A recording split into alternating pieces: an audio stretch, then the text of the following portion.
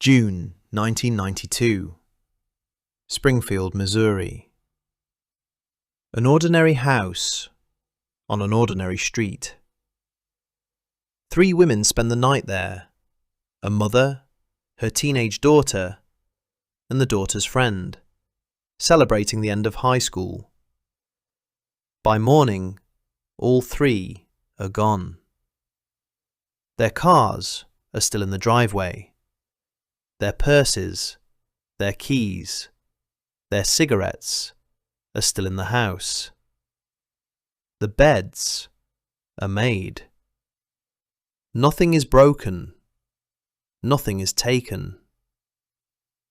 34 years later, not one of the 3 has ever been found. In June of 1992, the city of Springfield, Missouri was an ordinary mid-sized American city. And on a street in that city stood an ordinary house. It was the home of a woman named Cheryl Levitt. 3 people would vanish from that house. And their names matter, because every cold case begins with names. Cheryl Levitt was 47 years old. She worked as a cosmetologist. She owned the home. By every account, she was a steady, reliable person, settled in her life. Susie Streeter was Cheryl's daughter. She was 19 years old, and the night she disappeared was one of the milestone nights of a young person's life. Susie had just graduated from high school. That very day, June 6, 1992, had been her graduation. And the third was Stacey McCall. Stacey was 18 years old. She was Susie's friend. She had graduated from the same high school on the same day. Stacey McCall had not originally planned to spend the night at the Levitt house at all. After the graduation celebrations, the young women had been out to parties marking the end of their school years. The plan, late that night, had shifted. Rather than go on to another gathering, Stacey decided to go back to Susie's house, to Cheryl Levitt's home, and stay the night there. They would, the idea was, sleep and sort out the next day's plans in the morning. It was a small decision, an ordinary last-minute change of the kind young people make all the time. It placed 3 women under one roof on the last night any of them was ever seen. To understand the case, you have to follow the night. And the night, right up until its final hours, was completely ordinary. June 6, 1992 was a Saturday. It was high school graduation day in Springfield. Susie Streeter and Stacey McCall graduated alongside their classmates. Afterward, like graduates everywhere, they celebrated. There were gatherings. There were parties. The young women moved through the evening in the company of friends. By the small hours of the morning, the night was winding down. The original plan had involved going on to spend time at a water park the next day, and possibly staying elsewhere. But, as the night ended, the plan changed. Susie and Stacey decided to go back to Susie's home, Cheryl Levitt's house, to sleep there and continue their plans in daylight. They arrived at the house in the early hours of June 7th, and as far as the evidence shows, they went to bed. Meanwhile, Cheryl Levitt, Susie's mother, had been home that night. There is reason to believe she had spoken on the telephone with someone fairly late. An ordinary phone call. An ordinary evening at home. By some accounts, she had been painting or working on furniture in the house. So sometime in the early morning of June 7th, 1992, all 3 women were in that house. Cheryl Levitt, asleep in her own home. Susie Streeter and Stacey McCall, 2 new graduates, asleep after a long celebratory night. 3 women, 1 house, an utterly normal night in an utterly normal place. And then, between that moment and the middle of the next day, all 3 of them left no trace of where they went. Later on June 7th, friends began trying to reach the young women. There were plans for that day. Other graduates expected to meet up with Susie and Stacy. When the young women could not be reached, friends began going to the house to look for them. What they found at the Levitt home is the heart of this case. The house was unlocked or easily entered. And inside, at first glance, everything looked normal. The beds had been slept in or appeared made and ordinary. There was no sign of a struggle, no overturned furniture, no damage, no broken windows, no forced door that announced itself. And the women's belongings were still there. All 3 women's purses were in the house, their identification, their money. Stacey McCall's car and Susie Streeter's car were both at the home. Cigarettes, clothing, the ordinary belongings of 3 people who had every intention of waking up there the next morning. 3 women do not leave for anywhere they are going voluntarily. Not a trip, not an errand, not a day out, without their purses, their keys, their identification, and their cars. There was one detail that did seem out of place. A glass globe light fixture from the front porch was found broken. Pieces of it were on the ground. But here is the difficulty with even that single clue. In the hours after the women were found missing, friends and others came and went from the house. By some accounts, the broken glass was swept up before its meaning could be properly considered. An answering machine in the home received messages in those early hours, and a recording of earlier messages, by some accounts, was lost when someone, not realizing, erased the tape. So the scene that might have spoken, a quiet house, a single broken light, was in those first frantic hours partly handled, partly cleaned, and partly lost. Once it was clear that 3 women were missing, the case became one of the most intensive in the region's history. The disappearance was treated with great seriousness from early on. Police searched, the community searched. The case drew enormous local and then national attention.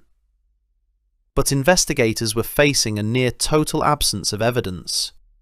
There was no clear point at which the 3 women left the house. There was no witness to their leaving. There was no clear sign of who, if anyone, had come to the house. 3 adult women had been removed from an ordinary home in an ordinary neighbourhood, apparently in the night or the early morning, without a sound loud enough to wake a neighbour, without a struggle that left a mark, and without leaving behind a single clear thread for investigators to pull.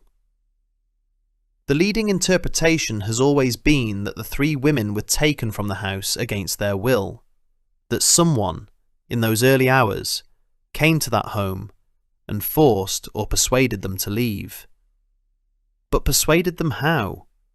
And taken by whom? The absence of a struggle has fueled endless discussion. Some have argued it suggests the women were threatened with a weapon and complied to protect one another.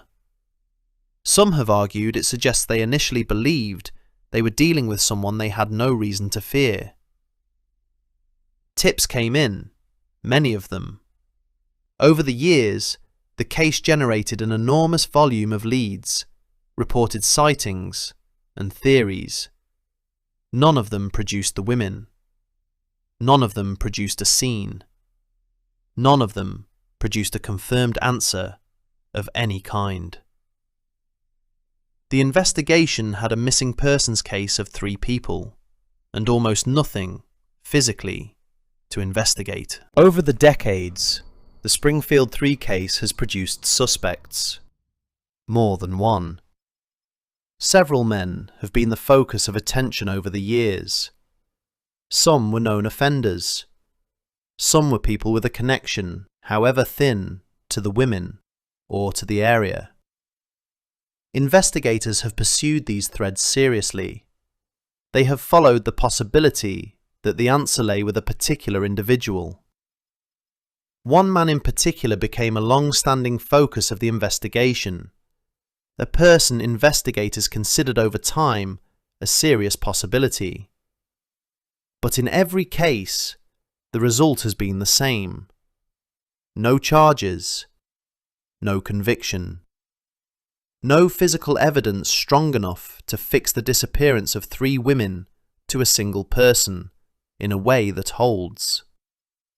And the central reason is the central problem of the whole case.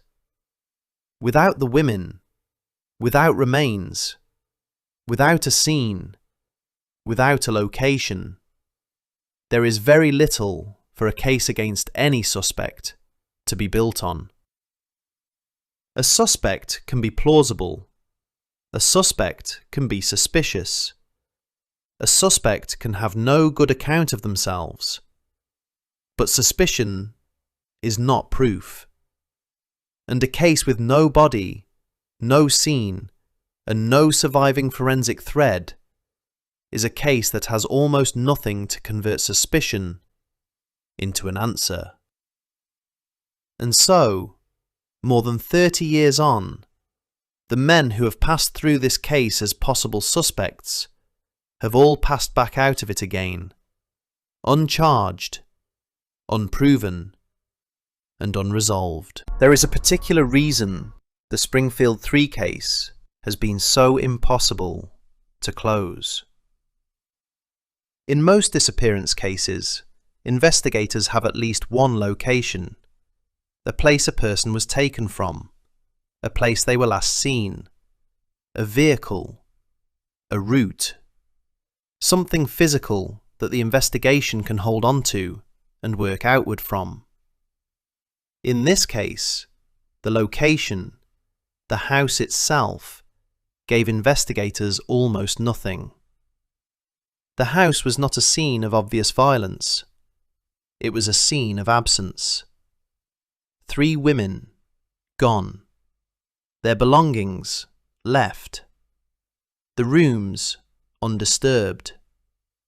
And as we have heard, even the few fragile clues the house did contain, the broken porch globe, the answering machine messages, were partly compromised in the very first hours, before anyone understood how thin the evidence would turn out to be. In the years since, the case has seen searches in many places. Over the decades, tips have sent investigators to specific sites, fields, structures, parcels of ground, said by one source or another to hold the answer. Each such lead carried for the families and the public the weight of a possible ending, and each one ended the same way, with searched ground and nothing found. No remains, no belongings, no confirmed trace of Cheryl Levitt, Susie Streeter, or Stacey McCall. More than 30 years of investigation has not produced a single confirmed physical piece of the 3 women who vanished from that quiet house. For the families of the Springfield 3, the years that followed held no answer. 3 women vanished in a single night. A mother, a daughter, and a young friend who had changed her plans at the last minute and decided to stay. The families kept the case alive. They spoke about it. They pressed for attention. They worked to make sure that Cheryl, Susie and Stacey were not forgotten, that the case stayed in front of the public and in front of investigators. But the answer did not come. Members of those families have grown older, and some have died in the decade since 1992, without ever learning what happened to the 3 women who went to sleep in that house. That is its own kind of weight. To lose someone is one thing. To lose them into a complete blank, no scene, no answer, no place to go, is a particular and lasting kind of grief. If Cheryl Levitt were alive today, she would be in her 80s. Susie Streeter would be in her 50s. Stacey McCall would be in her 50s as well. But like so many of the people in these files, they are fixed in time. A mother of 47, 2 new graduates of 18 and 19, photographed in the clothes of the proudest day of their young lives. Frozen, permanently, on the last night anyone saw them. 34 years after the Springfield 3 disappeared, the case remains open and unsolved. Investigators have never closed it. Tips are still received. The case is still periodically reviewed and reassessed. But the obstacles are now severe. Many of the original witnesses are elderly or have died. The fragile early evidence was compromised in the first hours. More than 3 decades have passed, and the central absence has never been filled. There is still no scene. There are still no remains. There is still no confirmed location connected to the 3 women. What endures is the shape of it. A quiet house with the beds made. 2 cars in the driveway. 3 purses left behind. A single broken porch light. And 3 women who walked out of every record the world keeps without making a sound. We may never know who came to that house in the early hours of June 7th, 1992. We may never know how 3 grown women were taken from it in silence. But we know they were there. We know they meant to wake up. We know that whatever happened so quietly that the house itself barely noticed. And that, for as long as cold cases are remembered, is what keeps the file open, even when the trail is cold. Chalkline file doesn't promise you answers. Sometimes the file is open for 34 years. Sometimes 3 people step out of their own lives without a sound. 3 women spent a June night in a house in Springfield, Missouri in 1992. A mother, her daughter, and the daughter's friend. By morning, all 3 were gone. What we have 34 years later is 2 cars left in a driveway, 3 purses left in a house, a single broken porch light, and a scene so undisturbed it has never given up a thing. If you know something the file does not, a name, a recollection, a story carried in a family from someone who was in Springfield in June of 1992, every detail still matters, even now. Even 34 years on. Cold cases stay cold until they don't. This was the Springfield 3 file.